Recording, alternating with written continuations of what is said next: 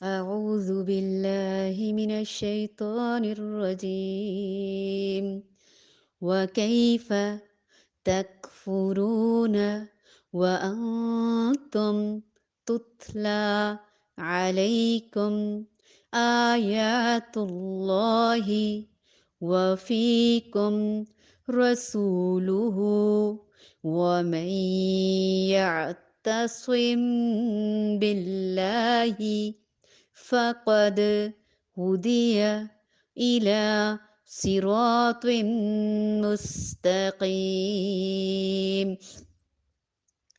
وكيف تكفرون وأنتم تتلى عليكم آيات الله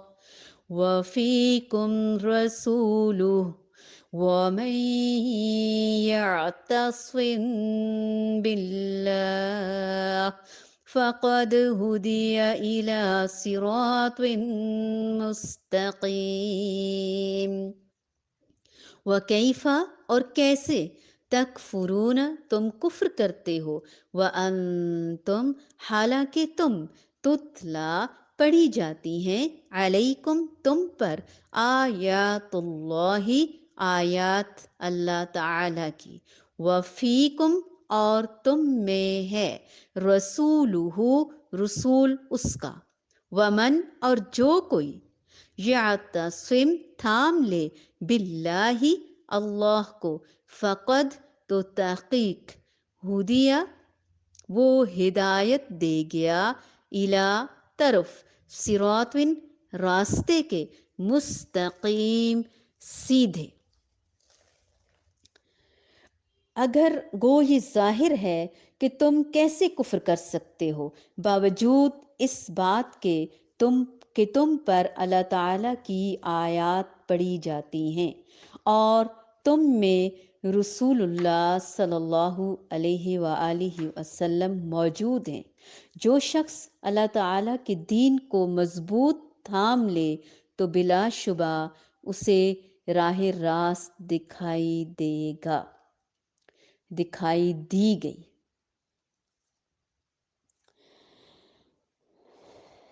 اور کس طرح تم کفر کر سکتے ہو انکار کر سکتے ہو حالانکہ وَأَنْتُمْ تُتْلَى عَلَيْكُمْ آیات اللہ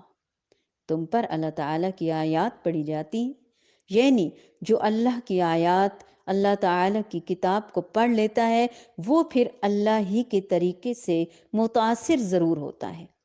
اور وہ کسی اور کے طریقے پر پھر نہیں چل سکتا وفیکم رسولہ اور تم میں تو اس کا رسول بھی موجود ہے پھر کیسے ممکن ہے یعنی نبی صلی اللہ علیہ وآلہ وسلم کے زمانے میں بھی یہ کوششیں جاری تھیں فرمایا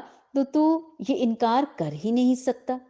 کہ تمہارے پاس تو سارے دلائل موجود ہیں آپ لوگ کیسے انکار کر سکتے ہیں اللہ کے رسول صلی اللہ علیہ وآلہ وسلم جیتے جاگتے تمہارے درمیان موجود ہیں ان کو چھوڑ کر تم کسی اور کو اپنا لیڈر مانو گے کسی اور کے طریقے کی پیروی کرو گے کسی اور کلچر کے پیچھے بھاگو گے وَمَن يَعْتَصِم بِاللَّهِ فَقَدْ هُدِيَ إِلَى صِرَاطٍ مُسْتَقِيم اور جو کوئی اللہ تعالیٰ کو مضبوط پکڑ لے پس وہ صراط مستقیم کی طرف ہدایت پا گیا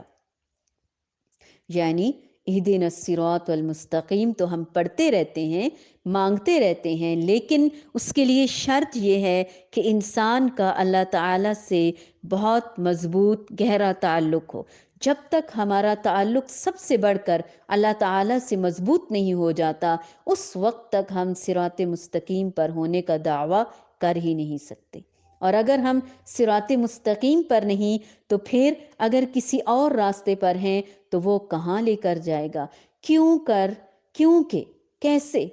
صرف صراط مستقیم ہی جنت تک لے جا سکتا ہے صرف صراط مستقیم ہی ہمیں اللہ سبحانہ و تعالیٰ کی رضا تک لے جا سکتا ہے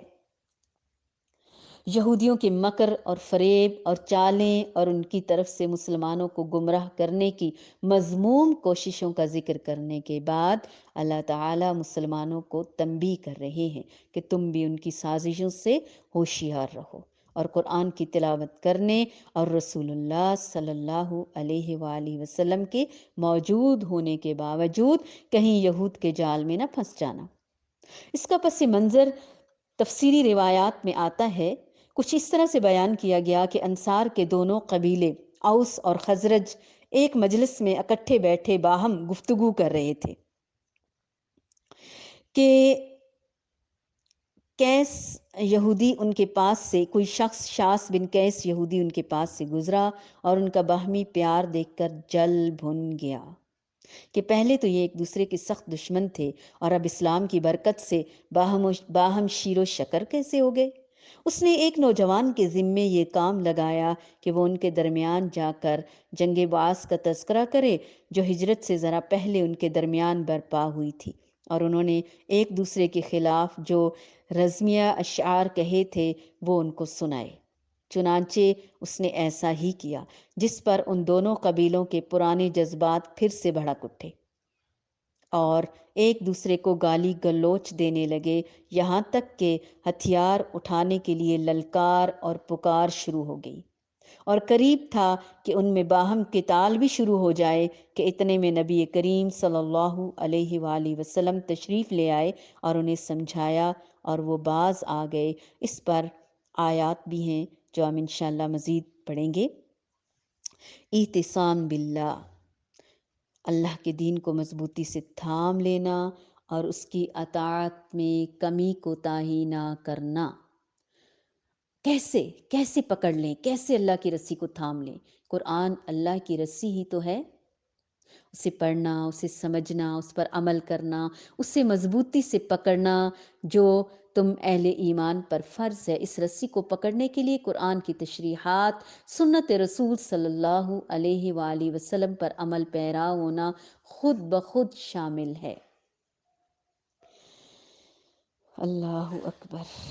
مضبوط پکڑنے سے مراد عمل میں مضبوطی اور پختگی آنی چاہیے، یہ نہیں کہ پکڑ لیں بس، یہی پکڑنا ہے کہ عمل بہترین ہو۔ وَكَيْفَ تَكْفُرُونَ وَكَيْفَ تَكْفُرُونَ وَأَنْتُمْ تُتْلَى عَلَيْكُمْ آيَاتُ اللَّهِ وَأَنْتُمْ تُتْلَى عَلَيْكُمْ آيَاتُ اللَّهِ وَفِيكُمْ رَسُولُهُ وَمَنْ يَعْتَصِمْ